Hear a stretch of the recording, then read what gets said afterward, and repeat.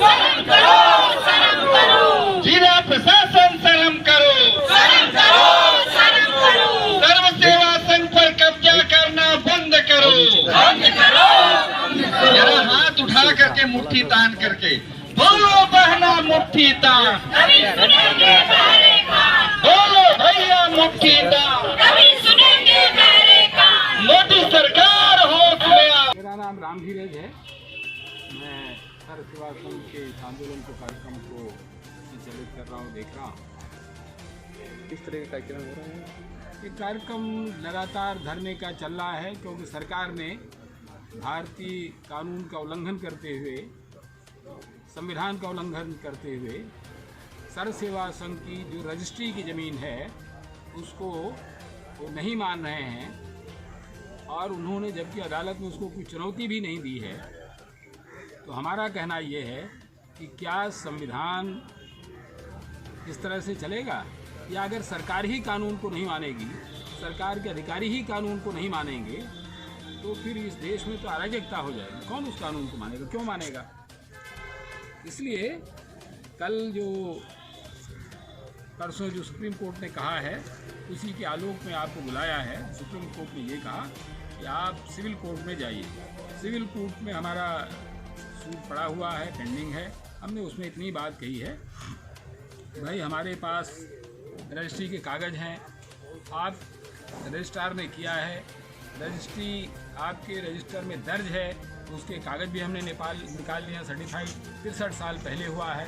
हमने सरकार के खजाने में पैसे जमा किया है, उस समय के हिसाब जो बाज़ार रेट था उसके अनुसार जमा किया, उसकी रसीद है मेरे पास। तो जो उस समय रेलवे के अधिकारी थे जिनको जो डिप्यूट किया था वो सारे लोग उसमें मौजूद थे।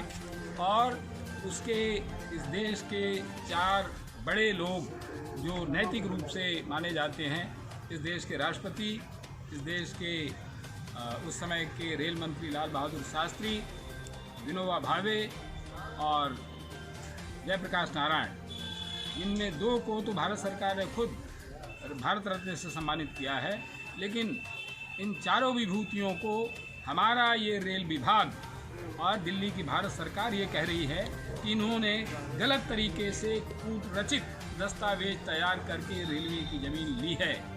मैं आप मीडिया के माध्यम से पूरे देश को, पूरी दुनिया को ये बताना चाहता हूँ कि अगर ये मोदी सरकार और यहाँ का प्रशासन उस रजिस्ट्री को इनवैलिड घोषित कर दे, ये कहे कि वो फर्जी दस्तावेज है, तो फिर इस देश में कभी भी कुछ भी हो सकता है। इसलिए मित्रों, मैं केवल इतना ही कहना चाहता हूँ, बाकी हमारे साथी राजकुमार जैन और ये लोग आए हुए हैं, बताएंगे कि सत्य क्या है। लेकिन इतनी बात है जो आपसे भी अपील है कि उसको जांच करके देखें। हम आपको अभी भी दिखा देंगे कि वो वैलिड रजिस्ट्री है और आज से 63 साल पहले की है। आज तक कभी किसी ने चैलेंज नहीं किया। इवन इससे पहले एक मुकदमा है जिसमें कि रेलवे और यहाँ पुरातत्व विभाग, वो सारे लोग हमारे साथ हैं। उस मुकदमे को भी हमने जीता है, उसमें उन्होंने माना है कि हम उसके मालिक हैं। वो मामला हाई कोर्ट से तय हुआ है, लेकिन आज 63 साल बाद ये जो दिल्ली में बैठी हुई सरकार है ये कह रही है कि ये फर्जी है।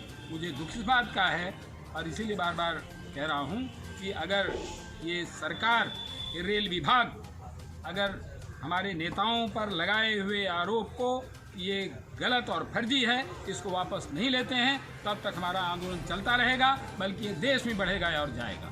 किस तरह से आरोप लगाया गया है, किस माध्यम से लगाया गया है? क्या न्यायालय में साक्ष्य प्रस्तुत करके आरोप लगाया गया है या मौखिक रूप से स्टेटमेंट देकर? नहीं, इन्होंने एक कोई आदमी है जिसका पता भी नहीं है, फ़ोन नंबर भी है नहीं है, उनका आधार कार्ड भी नहीं लगा, मोइनुद्दीन, उन्होंने 3 लाइन की एक चिट्ठी लिखी है कि ये जो ज़मीन है ये रेलवे विभाग की है, गलत तरीके से सर्व सेवा संघ के नाम चढ़ गई है, इसको जांच करवा करके आप रेलवे के नाम से पुनः दर्ज कराएं। उनकी 3 लाइन की चिट्ठी वो भारत सरकार के लिए और इस यहाँ के प्रशासन के लिए बिल्कुल वो एक आदेश हो गया है। तुरंत यहाँ के प्रशासन ने रातों रात उसकी जांच करवाई और उसमें उन्होंने ये दावा किया कि रेलवे तो कभी ज़मीन बेचता ही नहीं है, बेचा ही नहीं आज तक। और उन्होंने ये भी कहा कि ये जो उसमें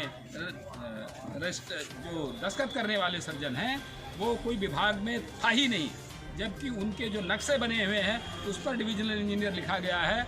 उससे पहले वो पद था भी, लेकिन फिर भी ये सरकार झूठ बोलने में इतनी माहिर है कि इतने बड़े कागजी दस्तावेज को भी वो कह रहे हैं वो डिविजनल इंजीनियर होता ही नहीं है। तो मित्रों, वो सारी बातें हम तो कह रहे हैं, लेकिन उसका सत्यापन भी आपको करना चाहिए। हम वो रजिस्ट्री के कागज़ भी दिखा देते हैं, वो भी आप ले लीजिए कि हमारे रजिस्ट्री कागज़ हैं, उसके बैक साइड में डिविजनल इंजीनियर के दस्तखत हैं, वो लिखा हुआ है। तो ये जो झूठ है उसका आपको पर्दाफाश करना चाहिए।